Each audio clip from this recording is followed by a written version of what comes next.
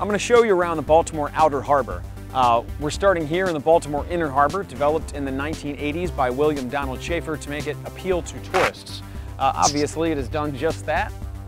Do not let our aquatic environment fool you, however. You do not want to go swimming in the water. There is some serious sci-fi level toxic stuff going on in there, and we don't want to have to spray you down with the hazmat suits. Right now, we're going to go over and check out one of the coolest views here at the Inner Harbor and one of the coolest museums in the world.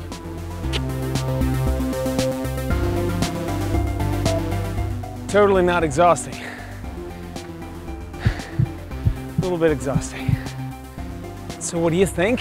This is the view of the Inner Harbor. What we're going to do now is walk down a little hill here and see a slightly concealed and extremely eclectic location called the American Visionary Art Museum. On evenings in the summer, they actually project movies against this wall where people can sit on this hill and enjoy movies outside. If you only stick to the Inner Harbor and you don't ever make it out to the Outer Harbor, you're going to miss stuff like this. We're here at AVAM, the American Visionary Art Museum, but no one calls it that. It's AVAM, and we're glad to have it right here in Baltimore. It really fits with the city's eclectic and quirky style. AVAM was built in 1995 and has been designated by Congress as America's National Museum for Self-Taught Art. Housed within this 67,000 square feet is one of the largest collections of outsider or raw art in the world. Let's just say that you're not going to see some of this stuff at the Smithsonian or at the Louvre. Nice underwear guy. The Sideshow is the gift store here at AVAM, and it is one of the coolest gift stores, if not one of the coolest stores in the city.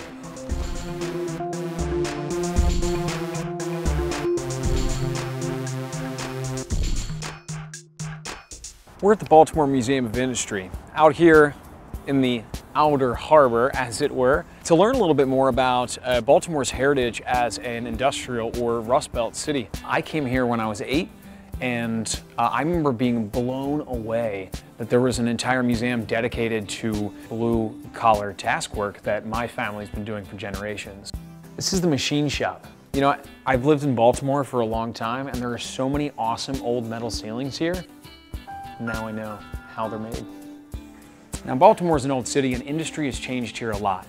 There are more video game studios in Baltimore and its surrounding counties than any other city on the East Coast. So while your 8-year-old might not be thrilled about canning, they can get into the hottest new trend in industry here in Baltimore by coming to BMI and checking out the video game exhibit, where they not only can find out where and how video games are made, but actually get a little bit involved in making them themselves. Does your city have a massive amphibious trash-eating monster? No? Well, ours does. His name's Mr. Trash Wheel. And in the first 3 years since his creation, he's taken 1.3 million pounds of trash out of the water. We're in Fells Point, down by the water. As you can see, there's a water taxi approaching right now. Fells Point is on the outer edges of what you might consider the Outer Harbor. And it's indeed a little bit of a walk from the Inner Harbor, but this is one of the most historic districts in the city. As you can see here, the cobblestone, which actually has some old trolley tracks still set within it. As long as neighborhoods like Fells Point still exist with the historic brick walkways and the cobblestones, there's a little bit of ancient Baltimore that's still alive. Now, Fells Point is full of life. There's ice cream shops, there's live music, there's places to grab coffee, best places to buy hats in the city. There's lots of art galleries, there's bike shops. If you're looking for music in the city, it's the place you want to come. They do new and used. They have merchandise, they have vinyl, they have cassettes. So we're just cruising around seeing the area that we're fictitiously labeling as the Outer Harbor, because no one actually calls it that. But it's the area surrounding the Inner Harbor that are like within walking distance of maybe some of the more touristy destinations. We've shown you the Outer Harbor, and if you've liked what you've seen, make sure that you like and subscribe to our channel. If you're interested in visiting any of the locations that we've shown you today, the links will be in the description below. Tune in next time to See More, Be More. And what you see back there is the Domino Sugar Factory, world famous. So if you've tasted Domino Sugar, you've tasted Baltimore.